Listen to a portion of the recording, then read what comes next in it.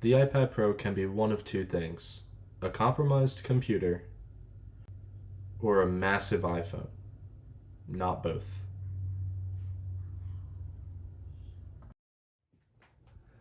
When buying any iPad other than the Mini at this point, you're shown a slew of expensive accessories that are meant to be essential to the iPad experience. The Magic Keyboard is one of the most common accessories seen for an iPad, and that's not surprising considering how the iPad is marketed. Ever since the first iPad Pro, Apple tried to position it as a computer.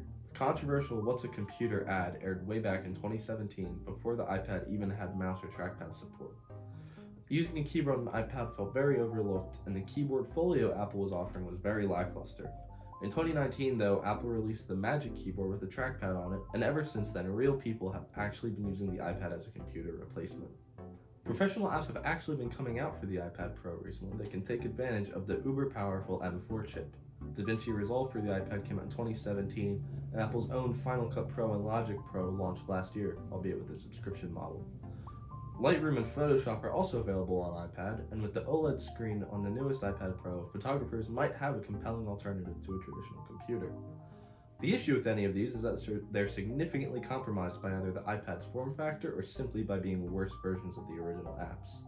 With the way the iPad works, I simply cannot use it for video editing. I use an external SSD to store all my Final Cut footage, and I edit off of that SSD. The iPad just doesn't support that. Eliminating the keyboard and trackpad, the iPad you're left with is basically a huge iPhone. You can consume content, play games, and communicate with people, which is basically anything an iPhone can do. Is that a bad thing? I don't think so. But a lot of people try to make the iPad more than what it in reality is, just a big iPhone. This is best demonstrated when you look at the iPad pricing scheme. The cheapest way to get an iPad with a keyboard is the iPad 10 with the Magic Keyboard Folio. Combining those, you're looking at a cool $600. What do you get with that money? The processor from an iPhone 12 Pro, a non-laminated display, and a minuscule 64 gigabytes of storage. I guess it could be usable for cloud-based word processing, but that's just looking at it through a vacuum. You can easily buy an M1 MacBook Air for $650 or less. That extra $50 will get you a much faster chip, 4 times the storage, and if you want to do computer things, it's just a better experience. Any other iPad model shows this too. An iPad Pro with a Magic Keyboard is more expensive than a base model M3 MacBook Air, which is a phenomenal laptop as it is. The iPad will never get macOS. There is zero chance that Apple would allow that, as that would make the iPad encroach on the Mac's market share. By doing this, they continually make an excellent tablet that they market as a lackluster laptop. There are so few use cases that an iPad as a laptop could fulfill. With that, how is the iPad Pro as a big iPhone?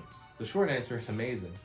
The ProMotion Tandem OLED display Apple put in the iPad Pro is phenomenal. Colors are on point, and the contrast is on par with my Sony A80K TV. It's as snappy as it could be, and I feel like I've never seen it lag. It's just snappy as heck. In addition, the iPad Pro is crazy thin, and it actually does feel like the magic pane of glass that Apple wants it to feel like. Honestly, the M4 chip is overpowered for the iPad Pro is. As I've said, it's best as a big iPhone. Most apps and games I've tested don't even take full advantage of the M4. For example, Apple claims that it can do ray tracing in games. Minecraft, the game that supports ray tracing, has the toggle grayed out in the game, citing that the device doesn't support it. Call of Duty Warzone Mobile was even stuttering and dropping frames, something that shouldn't be happening on one of the best possible processors the game can run on. I know that the iPad isn't specifically a gaming platform, but it's a shame that games just don't run as well as they can. My personal main use case for the iPad Pro is portable entertainment, such as TV shows, movies, and YouTube. I know that sounds silly for an iPad Pro, but it has the best display on the market, and being someone that really appreciates good picture quality, it's really nice to have. Even then, an iPad Pro is a bit overkill for it. The iPad Pro works really well as a Mac companion, being a great external display. It has full Apple Pencil support and macOS as well, so it could be a good drawing tablet. Speaking of, that's another key selling point of the iPad Pro. It's one of the best drawing tablets on the market, and is cheaper than most of the other high-end options, not to mention slimmer.